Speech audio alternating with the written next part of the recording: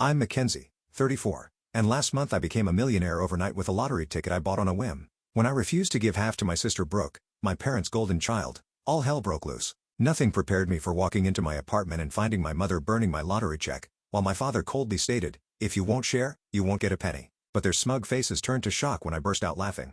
Before I tell you why, let me know where you're watching from. Hit that subscribe button and settle in because this family drama has a twist they never saw coming. Growing up in our middle-class suburban home in Ohio wasn't exactly the picture-perfect childhood you'd see in family sitcoms. From the moment my sister Brooke was born when I was 6, it became painfully obvious who the favorite child was. While most parents try to hide their preferences, mine never bothered with such pretenses. When Brooke wanted dance lessons, they found the money. When I needed a graphing calculator for advanced math, I worked extra shifts at the local grocery store. Brooke's artwork was prominently displayed throughout the house. My academic achievements were met with casual nods. "That's nice, Mackenzie, but did you see what Brooke made today?" Don't get me wrong, my parents weren't monsters. They provided the basics and occasionally showed genuine interest in my life. But the imbalance was constant and undeniable. As we grew older, the pattern continued. Brooke dropped out of college to find herself, and my parents supported her financially through 3 different majors and 5 career changes. Meanwhile, I worked through school, maintained a scholarship, and still graduated with substantial student loan debt. By the time I reached my 30s, I'd built a decent life for myself. I had a steady job as a marketing coordinator for a healthcare company, a small but comfortable 1-bedroom apartment, and enough savings to occasionally treat myself to dinner out or a weekend trip. I wasn't wealthy by any means. Student loans still consumed a significant portion of my monthly budget, but I was proud of my independence. That Tuesday started like any other. I stopped for gas on my way home from work, mentally calculating how much I could afford to put in the tank until payday. While paying, I impulsively added a lottery ticket to my purchase. I rarely played, maybe 2 or 3 times a year when the jackpot made headlines. But something compelled me that day. "You never know, right?" the cashier said, handing me the ticket with a smile. "Lightning has to strike somewhere," I replied with a laugh, tucking the ticket into my wallet without much thought. That evening, I heated up leftover pasta and scrolled through social media while half watching TV. The lottery drawing came on, and I remembered my ticket. I pulled it out, expecting the usual disappointment of maybe matching one number, if I was lucky. The first number matched. Then the second. By the third match, I was sitting up straight, heart beginning to race. Fourth number, match. Fifth, match. When the final number matched, I literally stopped breathing. I checked and rechecked the numbers, convinced I was misreading something. But there it was, all 6 numbers. According to the announcer, the jackpot was $2,500,000. I sat in stunned silence for nearly 30 minutes staring alternately at the ticket and the television. Eventually, I took a photo of the ticket, then placed it in a Ziploc bag and tucked it into my copy of Pride and Prejudice on my bookshelf, the safest place I could think of at that moment. My hands shook as I called my best friend, Rachel. "You need to come over now." "And I'm not joking or exaggerating," I managed to say. Rachel arrived 20 minutes later, clearly worried. "What's wrong? Are you okay?" Wordlessly, I showed her the ticket and the numbers I'd written down from the broadcast. "Holy shit," she whispered, eyes widening. "Mackenzie, holy shit, is it real?" I asked, my voice small. "Can you check the numbers again? I'm afraid I'm hallucinating." She pulled out her phone and looked up the winning numbers, comparing them to my ticket. "It's real. Oh my God, it's real. You just won $2,500,000. That night was a blur of disbelief, elation, and fear. Rachel stayed over, and we talked until sunrise about possibilities, about what this could mean for my life.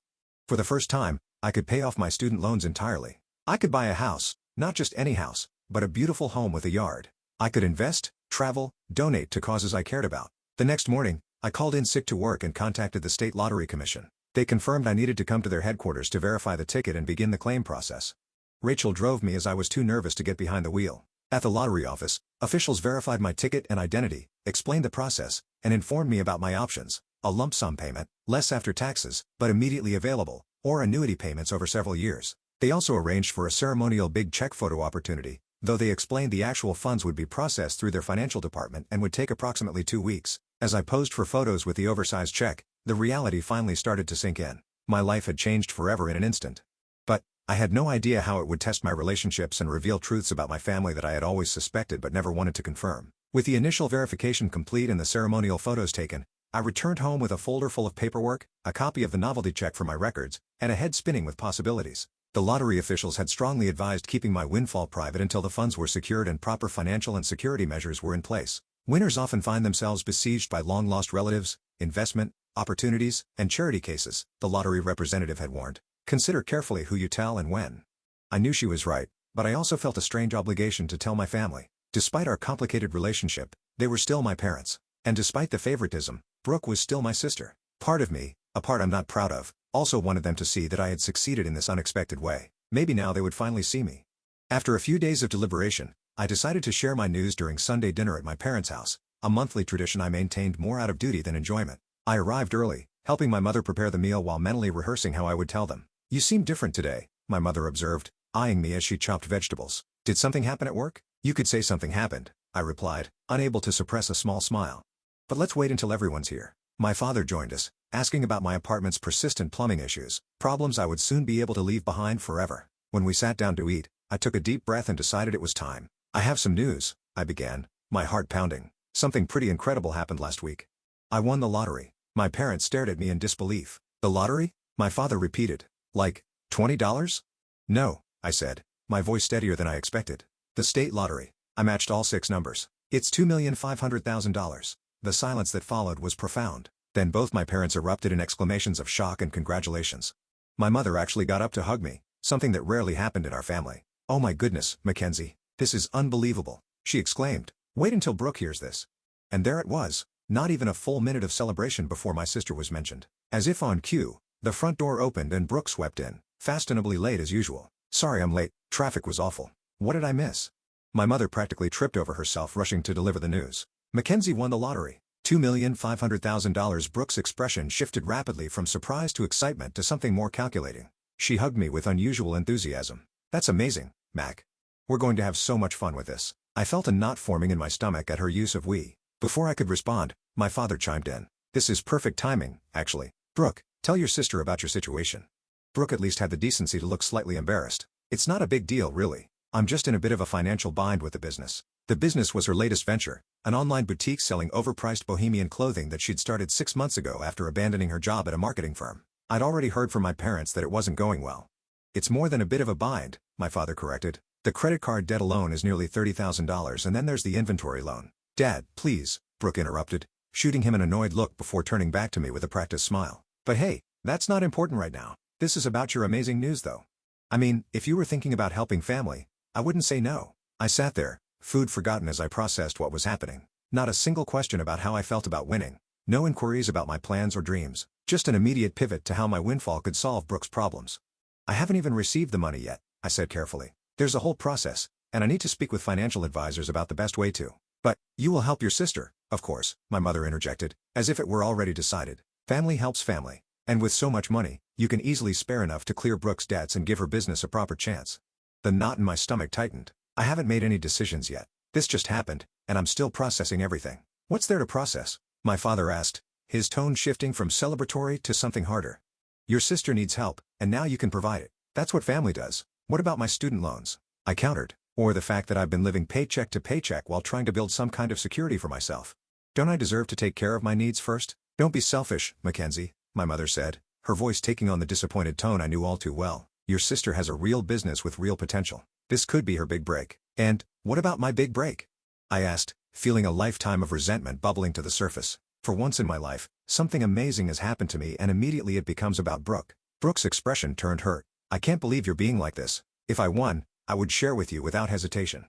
The hypocrisy of that statement was almost laughable. When Brooke had received a $10,000 inheritance from our grandmother 3 years ago, she'd spent it all on a luxury vacation to Bali without so much as offering to take any of us to dinner. The rest of the meal devolved into tense conversation, with my parents alternating between guilt trips and thinly veiled demands. By the time I left, the joy of my windfall had been thoroughly tarnished. Instead of celebrating with my family, I drove home fighting back tears of frustration and disappointment. Once home, I poured myself a glass of wine and called Rachel. "That bad?" she asked after I recounted the dinner disaster. "They didn't even wait 5 minutes before making it about Brooke," I said, my voice breaking. "Not a single question about what this means for me or what I might want to do with my own money." "I'm not surprised, but I'm still sorry," Rachel replied gently. "What are you going to do?" I took a deep breath. Exactly what I planned before dinner. Pay off my debts, secure my future and make smart decisions. And, apparently, set some very firm boundaries with my family. Little did I know how severely those boundaries would be tested in the coming days. The morning after the disastrous family dinner, my phone began ringing at 7:30 a.m. It was my mother. "I've been thinking about our conversation last night," she began without preamble. "I think you were just overwhelmed, which is understandable. But now that you've had time to sleep on it, I'm sure you see how important it is to help your sister." I pinched the bridge of my nose, already feeling a headache forming. "Mom, it's not even 8 o'clock and I'm getting ready for work. Can we talk about this later?" "What's there to talk about? This is what family does, Mackenzie. Your father and I have always taught you girls to support each other. The irony of this statement was not lost on me. I need to go. We'll discuss this another time. Before she could respond, I ended the call and silenced my phone. I needed space to think clearly without the constant pressure. At work, I met with my supervisor and vaguely mentioned that I might need to take some personal time in the coming weeks to deal with a family situation. I wasn't ready to disclose my win to my workplace, especially since the funds hadn't been transferred yet. During my lunch break, I checked my phone to find 3 missed calls from my mother, 2 from my father, and a text from Brooke. "Hey, sis. Just wanted to say I totally understand you needing time to process everything. No pressure, but when you're ready to talk, I have some spreadsheets showing exactly how much I need to clear my debts and get the business profitable.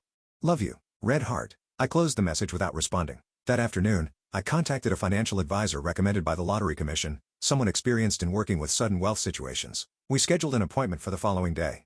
That evening, the calls continued. My father's voicemail was particularly pointed. "Mackenzie, your mother is very upset by your behavior. We raised you better than this. Call us back immediately so we can discuss how you're going to help your sister." I didn't return the calls. Instead, I researched financial planning for lottery winners and made notes of questions to ask during my appointment. The next morning, my financial advisor, Ms. Thornton, walked me through the realities of my winnings. After taxes, the lump sum would be closer to $1,400,000, still life-changing, but not the full $2,500,000 advertised. The first priority should be establishing an emergency fund and paying off high-interest debts, she advised. Then we can discuss diversified investments for long-term growth and security. When I mentioned my family's expectations, she frowned. Unfortunately, this is very common with lottery winners. I always advise my clients to establish clear boundaries early. Any gifts to family should be carefully considered and formally documented to avoid ongoing expectations. I left her office with a preliminary financial plan and a stronger resolve to protect my newfound security, but my family wasn't making it easy. That evening, I received a group text from my mother including both my father and Brooke. "We're all getting together tomorrow evening at 7 to discuss the family financial plan now that Mackenzie has come into this blessing. Mackenzie, please bring whatever paperwork you have so far so we can understand the timeline." I stared at the message in disbelief. The audacity of scheduling a family financial plan meeting without even consulting me was staggering. I replied simply, "I won't be attending. My financial decisions are my own to make." The response was immediate and heated. My father called, and when I didn't answer, he left a voicemail. "Your behavior is completely unacceptable. After everything we've done for you, this is how you repay us? By turning your back on your own sister when she needs help? I'm extremely disappointed in you." The barrage continued through the next day. Brooke tried a different approach, sending a long emotional text about how her business was her dream and how with just a small portion of my winnings, she could make it successful and pay me back someday. Meanwhile, I returned to the Lottery Commission to finalize my decision to take the lump sum payment. I participated in the official big check ceremony for their press materials, holding the oversized novelty check while cameras flashed. The lottery officials again reminded me that the actual funds would be processed within 2 weeks. After the ceremony, I stopped by a secure post office box I had rented and deposited the ceremonial check along with copies of all my lottery documentation. The originals were stored in a safe deposit box at my bank. I was taking no chances with these important papers. When I arrived home that evening, I found my parents and Brooke sitting in their car outside my apartment building. My stomach dropped as I parked and reluctantly approached them. "We need to talk," my father said firmly. "Since you wouldn't come to us, we've come to you." I glanced around the parking lot, aware that this was not a conversation I wanted to have in public. "Fine, but I have nothing new to say." Once inside my small apartment, the tension was palpable. My mother immediately began examining the space with thinly veiled disapproval while my father positioned himself commandingly in the center of the living room. Brooke perched on the edge of my couch, looking uncomfortable but determined. "This has gone on long enough," my father began. "You've had time to process your good fortune, and now it's time to discuss how this will benefit the family. Specifically," my mother added, "how much you'll be giving to Brooke to clear her debts and properly fund her business." I took a deep breath. "I've thought about this a lot, and I've decided that I need to secure my own future first. I have student loans to pay off, retirement to plan for, and student loans," my father interrupted incredulously. "You're going to be a millionaire. Who cares about student loans?" "I do," I replied firmly. "I've worked hard to stay afloat with those payments for years, and the money isn't as much as you think after taxes. But still plenty to help your sister," my mother insisted. Brooke leaned forward. "Mac, I only need about $80,000 to clear everything and have a proper marketing budget. That's nothing compared to what you're getting." $80,000 is not nothing," I countered. "And what happens when that runs out? Will you need another infusion of cash in 6 months?" "That won't happen," Brooke insisted, though her eyes slid away from mine. "This is different. I just need a proper chance, like the proper chance you had with graphic design, or interior decorating, or becoming a yoga instructor." I couldn't keep the bitterness from my voice. "Each time, Mom and Dad supported you financially and each time, you abandoned it when it got difficult." "That's enough," my father said sharply. "Your sister is trying to build something of her own. All she needs is adequate capital, which you now have in abundance. This is about family responsibility, Mackenzie." "Where was this family responsibility when I was working 2 jobs to pay for college?" I asked, years of resentment finally spilling over. Where was it when I needed help with a down payment for a car so I could get to work? You've always had different standards for Brooke and me. That's not true, my mother protested weakly. It is true, and we all know it, I said, my voice trembling slightly. For once in my life, something good has happened to me, and I deserve to enjoy it without guilt or manipulation. The argument continued for over an hour, growing increasingly heated. My parents cycled through guilt, anger, and even attempts at negotiation. What about 40,000 instead? Brooke alternated between playing the victim and making veiled accusations about my character. Finally, emotionally exhausted, I asked them to leave. I've made my decision. I won't be bullied or manipulated into changing my mind. My father's face hardened. If this is your attitude, don't expect to remain part of this family. The words hit like a physical blow, but I stood my ground. If your acceptance is conditional on me giving away my financial security, then maybe that's for the best. After they left, I collapsed onto my couch, emotionally drained but oddly relieved. I had finally stood up for myself after decades of accepting second-place status in my own family. But I knew this wasn't over, not by a long shot. I called Rachel and asked if I could stay at her place for a few days. I need some space from my family, and I don't trust them not to show up again. Of course, she said immediately, pack a bag and come over. Wine will be waiting. As I packed enough clothes for a few days, I had no idea how prophetic my distrust would prove to be. I spent 3 relatively peaceful days at Rachel's apartment, going to work as usual but returning to her place rather than my own. My family continued their campaign of calls and texts, but I responded minimally, usually with simple variations of my decision is final. On the 4th day, I realized I needed to retrieve some work documents I'd left at my apartment. Rachel offered to go with me, but she had an important meeting she couldn't miss. I'll be fine, I assured her. I'll grab what I need and be out in 10 minutes. I chose my lunch break, thinking my family would be at work or otherwise occupied. As I approached my apartment door, everything seemed normal. I unlocked it and stepped inside, immediately sensing something was wrong. There were voices coming from my living room. I froze, heart pounding, before recognizing my parents' voices. They were in my apartment. For a moment, I considered backing out quietly and calling the police. But anger overrode caution and I strode into the living room. What are you doing in my apartment? I demanded. My mother and father were standing by my coffee table. Between them, in a small metal trash can I recognized from my own kitchen, flames were rising from what looked like paper. With a jolt of horror, I realized what was happening. My mother was burning what appeared to be my lottery check. My father turned to me, his expression cold and determined. If you won't share, you won't get a penny. I rushed forward, but the damage was already done. The paper was mostly ash now, flames consuming what little remained. My mother stepped back, a look of grim satisfaction on her face. Now we can discuss a fair arrangement, she said, since you'll need to reapply for the prize. I stared at them in shock, my mind racing to process what had just happened. How had they gotten in? What exactly had they burned? And most importantly, did they really think this would work? How did you get into my apartment? I managed to ask, my voice surprisingly steady despite the adrenaline coursing through me. We still had the spare key you gave us last year when you had the flu, my father replied matter-of-factly. You never asked for it back. The violation of my space, the calculated nature of their actions, it was almost too much to comprehend. And yet, as the initial shock began to fade, something unexpected happened. I started to laugh. It began as a small chuckle and quickly grew into full-blown laughter. My parents exchanged confused glances, clearly unprepared for this reaction. What's so funny? My mother demanded. Do you think this is a joke? I struggled to compose myself, wiping tears from my eyes. Actually, yes, this is hilarious. You've lost your mind, my father said, his confidence wavering slightly. No, I've finally found clarity, I replied, my laughter subsiding but a smile remaining on my face. Do you really think that's the actual lottery check? Now it was their turn to look confused. My mother glanced at the smoldering remains in the trash can. What do you mean? We saw the photos online from the lottery commission. You holding the check. That oversized check is a prop for photos, I explained, feeling a strange calm settle over me. It's not the actual payment method. No lottery commission hands out real checks for millions of dollars like that. Their expressions began to shift from confusion to uncertainty. The actual payment is being processed electronically, I continued. What you just burned was a commemorative copy I received as a souvenir. It has no monetary value whatsoever. The color drained from my mother's face. My father, always quick to bluster when challenged, shook his head. You're lying. You're just saying that because we destroyed it. In response, I pulled out my phone and opened my email, turning the screen toward them to show a message from the Lottery Commission confirming my electronic funds transfer was being processed. The money will be deposited directly into an account I've set up specifically for this purpose, I said calmly. There was never a real check to burn. The silence that followed was deafening. My parents stood frozen, the reality of their failed manipulation sinking in. Finally, my mother spoke, her voice small and suddenly conciliatory. Mackenzie, we were just trying to break into my apartment and destroy what you thought was my financial security? I finished for her. Yes, I can see that. You're blowing this out of proportion. My father attempted, his authoritative tone returning. We're your parents. We were just trying to bring you to your senses by committing breaking and entering, and attempted destruction of property. I shook my head in disbelief. Do you have any idea how unhinged that sounds? Just then, The front door opened, and Brooke walked in, carrying a takeout bag. She stopped short when she saw me.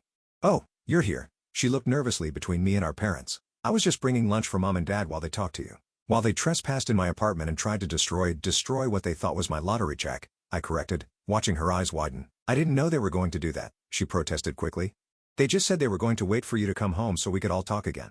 Whether she was telling the truth or not didn't really matter anymore. The fact that any of them thought it was acceptable to enter my home without permission spoke volumes. "All of you need to leave, now." My voice was steady, but there was no mistaking the finality in it. "Mackenzie, please," my mother began, her tone shifting to pleading. "We made a mistake. We were just so worried about the family being torn apart over money." "No," I countered. "You are worried about losing access to money you believe you're entitled to. There's a difference. After everything we've done for you," my father started. "That's exactly the problem," I interrupted. "You've convinced yourselves you've done so much for me, when the reality is I've been largely on my own since I was a teenager. You're not entitled to my lottery winnings, and your actions today have shown me exactly who you are." I moved to the door and held it open. "Leave now or I call the police and report a breaking and entering. Your choice." They gathered their things in stunned silence. As Brooke passed me at the door, she paused. "This isn't fair. You're being cruel." "No, Brooke," I replied quietly. "Cruel is expecting someone to sacrifice their financial security for your series of failed ventures. Cruel is supporting parents who would break into your sister's apartment to destroy her property. You've always been the favorite and you've used that to your advantage your entire life. That ends today." After they left, I immediately called a locksmith to change my locks and began researching security systems I could install. I also called Rachel to update her on what had happened. "They did what?" she exclaimed. "That's insane. Are you okay?" "Strangely, yes," I replied, surveying my apartment. "I think this needed to happen. The illusion is gone now. I see them clearly for who they are and it's actually liberating." That night, I received a flurry of texts from extended family members, aunts, uncles, cousins, all expressing concern about the family rift and urging me to reconsider my harsh stance against my parents and sister. Clearly, my family had been busy spinning their version of events. I didn't bother responding. Instead, I focused on finishing my packing. I had already given notice at my apartment and found a short-term rental in a secure building across town. No one in my family knew the address, and I intended to keep it that way. As I sealed the last box, I felt a weight lifting from my shoulders. The money hadn't even hit my account yet, but I was already experiencing a different kind of wealth, the richness of clarity, and the luxury of finally prioritizing myself. The day after the burning incident, I took a personal day from work to handle several important matters. First, I met with a lawyer recommended by my financial advisor to discuss the legality of my family's actions and how to protect myself going forward. "Breaking and entering is a criminal offense," the lawyer, Ms. Patterson, explained, "as is destruction of property, even if what they destroyed was ultimately just a souvenir." "I don't necessarily want to press charges," I said, still conflicted despite everything. "I just want them to leave me alone. A restraining order might be appropriate, then," she suggested. "And I'd recommend documenting everything in case their behavior escalates further." Next, I visited the bank where I'd set up the account for my lottery winnings. The bank manager assured me that all security measures were in place, including requiring in-person identification for any transactions. "We've worked with lottery winners before," she explained. "Your account has our highest security protocols. No one can access it without your physical presence and multiple forms of ID." As a final precaution, I contacted the Lottery Commission to alert them to my family's behavior. "Unfortunately, this happens more often than you'd think," the representative said sympathetically. "Rest assured, we will not discuss your winnings with anyone but you, regardless of their claimed relationship." With these safeguards in place, I returned to my newly secured apartment to finish packing for my move the following day. As I sorted through my belongings, deciding what to take and what to donate, my phone rang. It was a number I didn't recognize. "Hello?" I answered cautiously. "Mackenzie? It's Aunt Helen." My mother's sister had always been somewhat of a neutral party in family dynamics, neither encouraging my parents' favoritism nor actively opposing it. "Aunt Helen," I responded, my tone guarded. "I assume you've heard some version of recent events." "I've heard your mother's version," she confirmed, "but I've known your mother my entire life, so I can read between the lines." "What really happened?" Something in her voice, a genuine concern without judgment, prompted me to tell her everything, from the lottery win to the breaking and entering to the ceremonial check burning. When I finished, she was silent for a moment. "They broke into your apartment and burned what they thought was your check?" she finally asked, her voice a mixture of horror and disbelief. "Yes," I confirmed. "And they seemed to genuinely believe that would somehow force me to share the money with Brooke." "Good Lord," she muttered. "I knew your mother could be dramatic, but this is criminal behavior." "The irony is, there was never an actual check to burn," I explained. "The lottery doesn't work that way.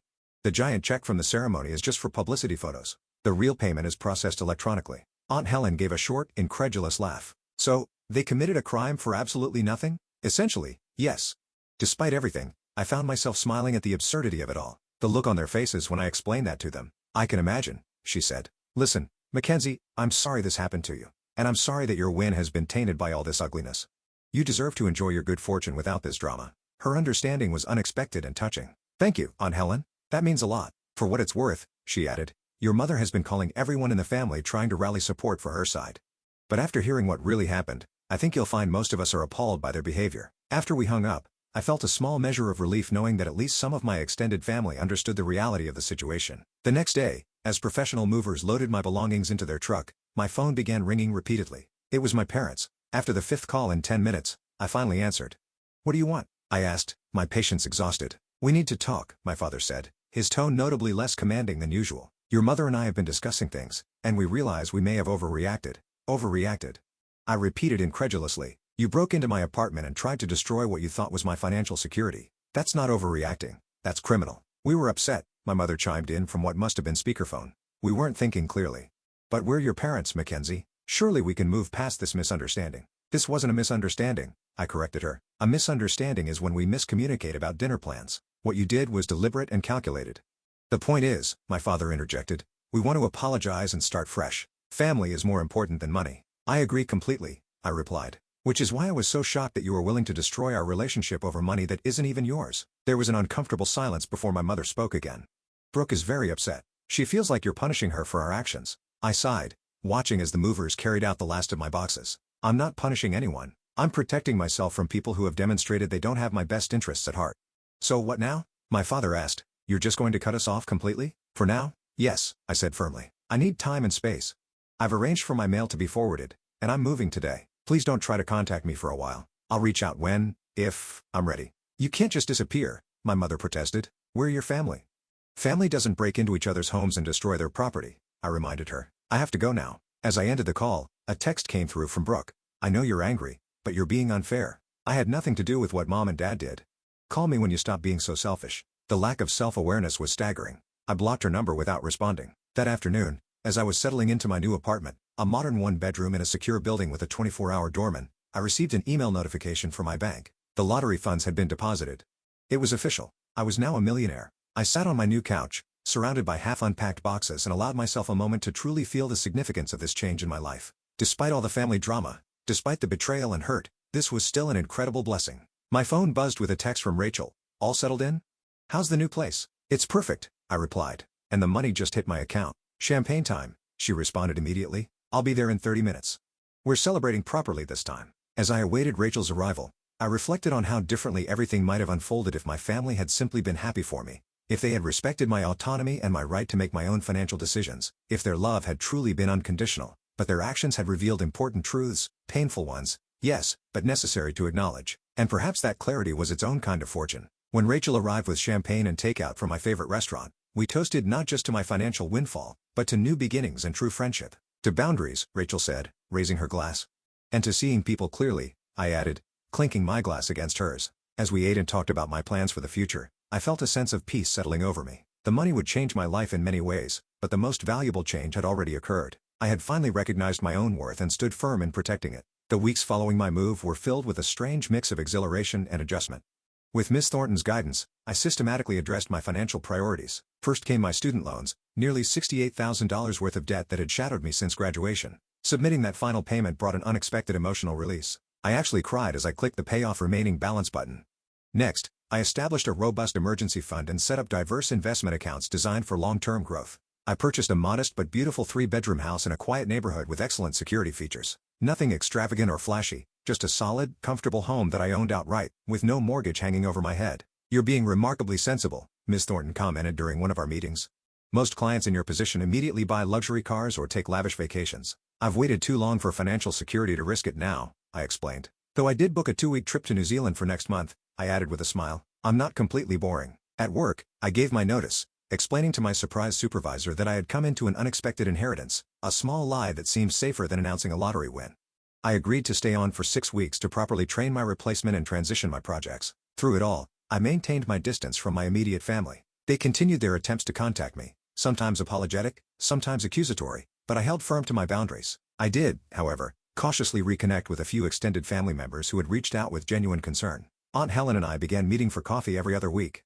During one such meeting, she updated me on the family situation. Your parents are telling everyone they're giving you space, she said with a knowing look, but the reality is they're beside themselves that they can't find your new address. Have they shown any real remorse? I asked, though I already knew the answer. She shook her head. They're convinced they were justified in trying to help you see reason. Your mother actually said they did it because they love you too much to let you make such a selfish mistake. I sighed. And Brooke? Well, that's interesting, Aunt Helen said, leaning forward. Her business has officially folded. Apparently, she took out some high-interest loans that she can't repay. I'm sorry to hear that, I said, and was surprised to find I genuinely meant it. Despite everything, I didn't want my sister to suffer. Don't be too sorry, Aunt Helen replied. Your parents refinanced their house to bail her out. Again. They what? I was genuinely shocked. My parents were in their early 60s and had been planning to retire in the next few years. That's their retirement security. I know, Aunt Helen said grimly. I tried to talk them out of it, but they insisted Brooke had no other options. She could get a job like everyone else, I pointed out. That's what I said, but you know how they are with her. Always the exceptional child who deserves exceptional support. The conversation left me troubled. While I had maintained my boundaries, I didn't wish financial hardship on my parents. I decided to consult with Miss Thornton about potentially setting up a small retirement fund for them. Not now, but perhaps in the future when emotions had settled. Meanwhile, I was discovering the joy of financial freedom coupled with purpose. With Miss Thornton's help, I established a modest foundation focused on providing financial literacy education to young adults. I partnered with local community colleges to offer workshops on budgeting, understanding credit, and basic investing principles, all the knowledge I had struggled to acquire on my own. I also made anonymous donations to causes I cared about, a shelter for domestic violence survivors, the public library that had been my sanctuary growing up, and a scholarship fund for first-generation college students. These acts of giving brought me more satisfaction than any luxury purchase could have. I wasn't just changing my own life, I was creating ripple effects that might change others' lives too. Rachel remained my steadfast supporter through all of these transitions. When I confessed my guilt about not helping Brooke despite having the means to do so, she provided a valuable perspective. Your sister doesn't need a bailout. She needs to learn consequences, Rachel pointed out. If you step in now, you're just replacing your parents as her safety net. Nothing will change. I know you're right, I sighed. But, I still feel this nagging guilt. That's because you're a good person, Rachel said firmly. But being a good person doesn't mean being a doormat. You can be generous without being exploited. About 3 months after the burning incident, I received an unexpected email from Brooke. Unlike her previous messages, this one seemed more reflective. I've been doing a lot of thinking about everything that happened. I realize now how entitled I must have seemed about your lottery win. The truth is, I was desperate. My business was failing and I was too proud to admit it. That doesn't excuse my behavior or mom and dad's, but I wanted you to know that I understand better now why you reacted the way you did. I miss my sister. I read the email several times, trying to gauge its sincerity. Was this a genuine moment of growth for Brooke or another manipulation tactic now that her financial situation had deteriorated? After careful consideration, I replied with a brief but not unkind message. Thank you for your email, Brooke.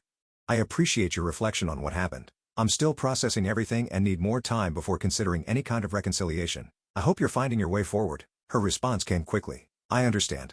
For what it's worth, I've finally taken a regular job, assistant manager at Riverside Cafe. It's not glamorous, but it's stable. Take all the time you need. I'll be here when/if you're ready. This small evidence of Brooke taking responsibility for her own financial situation was the first positive sign I'd seen. While I wasn't ready to fully reconnect, it left me open to the possibility that genuine change might be possible, eventually. As my new life took shape, I found myself experiencing a profound sense of peace. My days were filled with meaningful work through my foundation, enjoyable hobbies I'd never had time for before, and genuine connections with friends and the extended family members who respected my boundaries. The wealth hadn't changed who I was at my core. I still shopped sales and felt a twinge of guilt when splurging on expensive items. But it had removed the constant background anxiety about money that had been my companion for so long. More importantly, it had catalyzed a necessary transformation in how I viewed myself and my relationships. One evening, as Rachel and I enjoyed dinner on my new patio, she raised her glass in a toast. To the unexpected silver lining, she said, without the lottery, you might never have seen your family so clearly or found the strength to prioritize yourself. I clinked my glass against hers, reflecting on the truth of her words. Sometimes the greatest gift isn't the money itself, I replied, but what it reveals about the people around you and about yourself. 1 year after the lottery, when that changed everything, I stood in the doorway of my home office, surveying the space I'd created for myself. Large windows overlooked a garden that was just beginning to bloom with spring flowers. The walls were lined with bookshelves containing volumes I'd always wanted to read but never had time for. My desk, a beautiful antique I'd carefully restored myself, held a laptop and a neat stack of documents related to my foundation's latest financial literacy program. This room, like my new life, was entirely of my own making. Every element reflected my choices, my values, my vision, not those imposed by family expectations or financial limitations. It was a physical manifestation of the internal journey I'd undertaken over the past year. The path to healing hadn't been straightforward. There were days when I questioned my decisions, when the weight of family estrangement felt heavier than the relief of boundaries. There were nights when I dreamed about reconciliation scenarios, waking with a confused mixture of longing and resolve. My therapist, another investment in myself I'd made after the lottery, had helped me navigate these complex emotions. Healing isn't linear, she often reminded me, and establishing healthy boundaries with family doesn't mean you've stopped loving them. It means you've started loving yourself. That perspective had been crucial as I cautiously began reconnecting with certain family members. Aunt Helen remained a steady presence, providing updates about my parents and Brooke without pressure or judgment. Through her, I learned that my parents had finally paid off the mortgage thanks to my father postponing retirement and taking on consulting work. Brooke, meanwhile, had maintained her job at the cafe and even received a promotion to manager. According to Aunt Helen, she had also joined a financial management group and was slowly working to repair her credit. These positive developments had eventually led me to accept an invitation to meet Brooke for coffee about 8 months after our estrangement began. We chose a neutral location, a quiet cafe halfway between our respective homes. The initial awkwardness had been palpable as we settled at a corner table, each of us careful with our words. "You look good," Brooke had said, studying me. "Happy?" "I am," I confirmed. "And you?" Aunt Helen mentioned you're doing well at the cafe. A flash of the old Brooke appeared, a slight wince at the mention of her service industry job, but it quickly passed. "It's been a learning experience," she admitted. "Not what I envisioned for myself, but I'm good at it, surprisingly." We talked carefully around the edges of the past at first, focusing on present circumstances and neutral topics, but eventually, we had to address the elephant in the room. "I'm sorry," Brooke said suddenly, interrupting a safe conversation about a new restaurant in town, not just for what happened with Mom and Dad in the check, for everything. For always expecting to be bailed out, for never considering what you might need. The sincerity in her voice caught me off guard. "Thank you," I said simply, giving her space to continue. "When your money didn't materialize to solve my problems, I had to face some hard truths," she continued. "I've never had to deal with consequences before. Mom and Dad always fixed everything, and I let them because it was easier. It's a pattern that started when we were kids," I acknowledged. "It wasn't entirely your fault, but I participated in it," she countered. "And I benefited from it at your expense. I see that now." That first meeting had ended with a tentative hug and a promise to try again in a few weeks. We'd had several more coffee dates since then, each one a little more comfortable than the last. We weren't best friends. Too much history stood between us for that. But we were finding a new, more balanced way to be sisters. My parents were a more complicated matter. While I'd exchanged a few brief emails with them, I wasn't ready for in-person contact. Their apologies still carried undertones of justification, suggesting they hadn't fully recognized the gravity of their actions or the patterns that led to them. "You'll know when or if you're ready," my therapist had assured me. And it's perfectly acceptable if that time never comes. That permission to prioritize my own well-being without guilt had been transformative. I'd spent so much of my life accommodating others' needs and expectations that establishing firm boundaries felt like learning a foreign language. But with practice, it was becoming more natural. The lottery money, while providing material security, had been merely the catalyst for this more profound personal growth. The true wealth I'd gained was in self-knowledge and self-respect. This perspective informed how I managed my financial windfall as well. Rather than defining myself by my bank account or allowing money to become my primary identity, I viewed it as a tool, one that could provide security, yes, but also one that could create positive impact. Through my foundation, I'd helped fund financial literacy programs that had reached over 500 young adults in the past year. The feedback from participants was often emotional. Many shared stories of being the first in their families to understand compound interest, investment basics, or the true cost of credit card debt. "You're not just teaching them about money," one community college partner had told me. "You're breaking generational patterns." That comment had resonated deeply with me. Breaking patterns. Wasn't that exactly what I'd done in my own life? As I moved from my office to the kitchen to prepare dinner, my phone buzzed with a text from Rachel. "Just confirmed reservations for New Zealand 2.0 next month. Pack your hiking boots." I smiled, thinking about our upcoming adventure, our second trip to New Zealand, this time to explore the southern island. Rachel had been my rock throughout this transformative year, celebrating my victories and providing perspective during moments of doubt. "Can't wait," I texted back, thinking of adding a stop in Australia this time. Her reply was immediate, "Yes, let's do it." The freedom to make such decisions, to travel, to explore, to expand my horizons, was something I never took for granted. Neither was the autonomy to choose how I spent my time. In addition to managing my foundation, I'd started taking classes in furniture restoration, a hobby I'd always been interested in but never had time to pursue. My dining room table was currently covered with the components of an antique radio cabinet I was bringing back to life. As I prepared a simple but delicious dinner of salmon and roasted vegetables, I reflected on how my relationship with money had evolved. The initial panic about making mistakes with my windfall had given way to confidence in my careful decisions. The fear that wealth might change me fundamentally had been replaced by the understanding that it had simply revealed and amplified who I already was. Most importantly, I'd learned that financial wealth, while providing comfort and opportunities, wasn't the most valuable currency in life. Trust, respect, authentic connection, these were the true treasures, and they couldn't be purchased at any price. After dinner, I settled on my porch swing with a glass of wine, watching the sunset paint the sky in brilliant oranges and pinks. A year ago, I couldn't have imagined the life I now lived. Not just because of the financial changes, but because of the emotional freedom I'd claimed. The lottery had given me $2,500,000, But my own choices had given me something far more precious, a life aligned with my values, relationships based on mutual respect, and the quiet confidence that came from knowing my own worth. For anyone watching this who might be struggling with family boundaries or finding their own voice, I hope my story encourages you. It's never too late to recognize your value and require others to respect it. The path isn't easy, but the peace waiting on the other side is worth every difficult step.